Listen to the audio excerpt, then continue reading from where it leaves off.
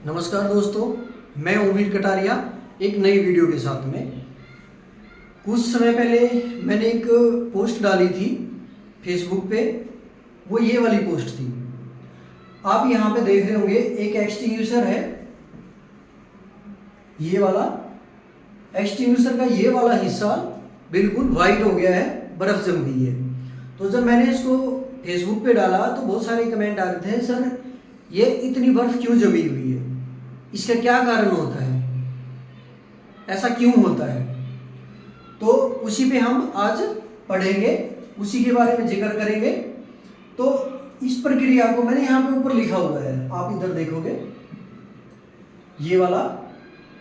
What is the condensation. Condensation क्या होता है, संघनन किसे कहते हैं। तो जो ये बर्फ जम गई है एक्सटिंग्विशर के ऊपर, इसी को संघनन प्रक्रिया बोलते हैं हिंदी में, और इंग्लिश में बोलते हैं कंडेंसेशन। तो जो इस पे बर्फ जमी, कंडेंसेशन प्रक्रिया के कारण जमी है। तो अब ये जान लेते हैं कंडेंसेशन प्रक्रिया होती क्या है।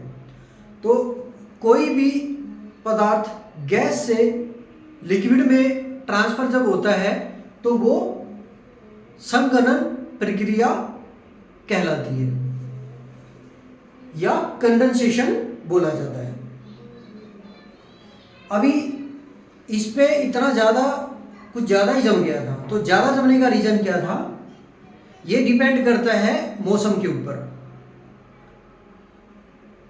जब हम सांस लेते हैं तो हमारे सांस के माध्यम से जो हवा अंदर जाती है, जो एयर जाती है, उसमें वाष्प होते हैं, पानी होता है, जिसके कारण अंदर सर्कुलेशन, जो एयर सर्कुलेशन है वो बराबर बना रहता है और पानी की मात्रा बनी रहती है।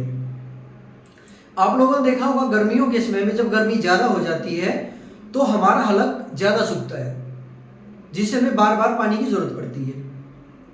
वो टेम्परेचर का एक इफेक्ट हो जाता है।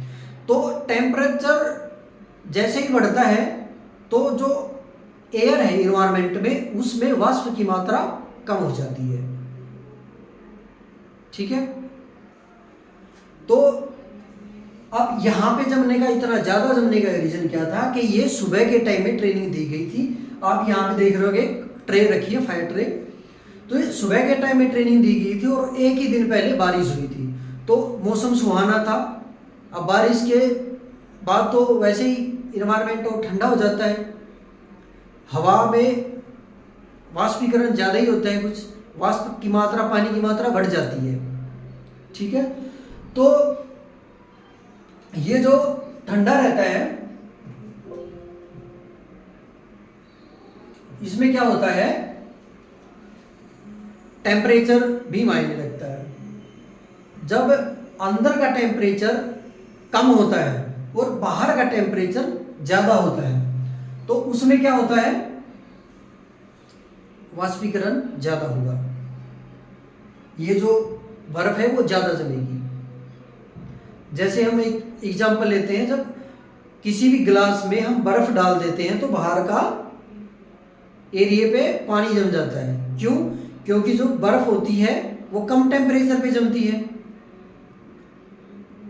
और बाहर टेम्परेचर ज़्यादा है। अब क्या हुआ कि वो जो अंदर बर्फ थी उसने बाहर का जो वाष्प था उसको अपनी तरफ खींच लिया।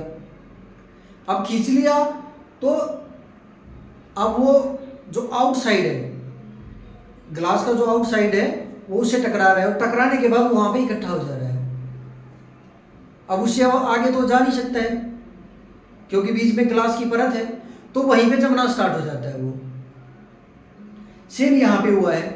जो इसके अंदर गैस होती है, CO2 गैस होती है, वो ठंडी होती है और बाहर का एनवायरनमेंट गर्म होता है।